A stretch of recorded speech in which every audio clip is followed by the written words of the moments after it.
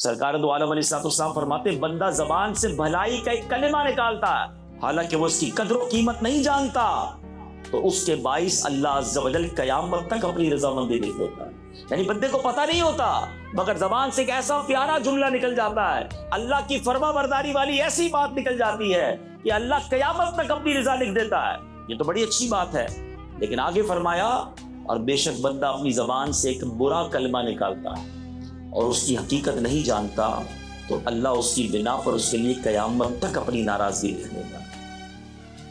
اب یہ دونوں چیزوں کو یاد رکھیے، بری بات کبھی کبھی ایسی نکل جاتی ہے کہ اللہ ہمیشہ کے لیے ناراض ہو جاتا ہے، تو اچھی بات نکلنے کی کس کی امید زیادہ؟ جو اچھی باتیں کرتا ہو، اچھی محفل میں بیٹھتا ہو، اللہ رسول کا ذکر کرتا ہو، تو انشاءاللہ امید ہے اس کی زبان سے کوئی اچھا جملہ نکل جائے گا۔ جو سارا دن بے حیائی کی باتیں کرتا ہو، گالی گلوچ غیبت دل آزاریاں ابے تبے تو تڑا مذاق مستی لوگوں کا دل دکھانا، تو اس کی زبان سے تو ہو سکتا ہے بہت سارے برے جملے نکل جائیں۔ تو زبان بڑی نازک ہے۔ نبی پاک علیہ السلام فرماتے ابن آدم کی اکثر خطائیں اس کی زبان سے سرزد ہوتی ہیں۔ یہ زبان دیکھیں نا، 32 چوکیدار لگائے گئے ہیں زبان کے آگے، اور کسی پارٹ آف دا باڈی کے آگے تیرے چوکیدار نہیں ہیں، 32 دانت ہیں، مگر یہ سہرے کو بھی توڑ کر جب چلتی ہے تو کتنوں کے دل توڑ دیتی ہے۔ نافرمانی اس کے ذریعے ہو جاتی ہے۔ احتیاط، وہ کہتے ہیں نا، آپ نے دعوت اسلامی کے ماحول میں مدنی چل پر ایک نعرہ سنا ہوگا، پہلے تو لو بعد میں بولو۔ آپ کبھی بھی جو ہے نا، ایسا کئی بار ہوا ہوگا بول کر پچھتائے ہوں گے تو یار کاش نہ بولتا، یار دوستی چلا گیا، پارٹنرشپ بھی ختم ہو گئی، رشتہ ہی ٹوٹ گیا، اگلا ناراض ہو گیا، بولنا نہیں چاہیے تھا مجھے یہاں پر۔ آپ بول کے کئی بار پچھتائے ہوں گے، آپ خاموش رہ کر کبھی نہیں پچھتائے ہوں گے۔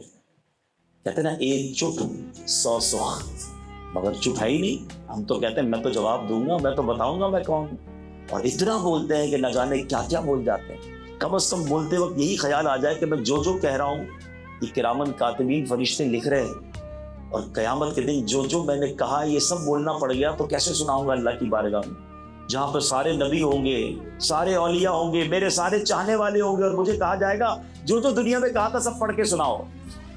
تو کیا ہم اپنی گالیاں، اپنی بے حیائی کی باتیں، وہ بری باتیں جو کسی گھر والے کے سامنے نہیں کر سکتے، وہ قیامت کے دن پڑھ سکیں؟ تو کم از کم فرشتوں سے ہی ہم شرم کر لیں بولنے سے پہلے۔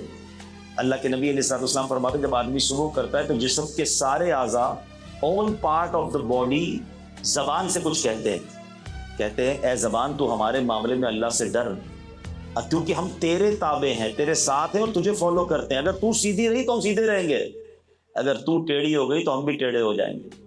کیوں؟ اچھی باتیں کرے تو لوگ پھول دیتے ہیں نا، اور بری باتیں کرے تو پٹائی کرتے ہیں۔ تو زبان کی وجہ سے پوری باڈی کو مار پڑ رہی ہوتی ہے، تو سیدھی رہنا تو ہم بھی سیدھے رہیں گے، تو ٹیڑھی ہوئی تو ہم بھی ٹیڑھے ہو جائیں گے۔ تو یہ ہے زبان۔ اے میرے پیارے اسلامی بھائی، اب ہمیں سوچنا ہے کہ زبان کی احتیاط جنت میں لے جا سکتی ہے۔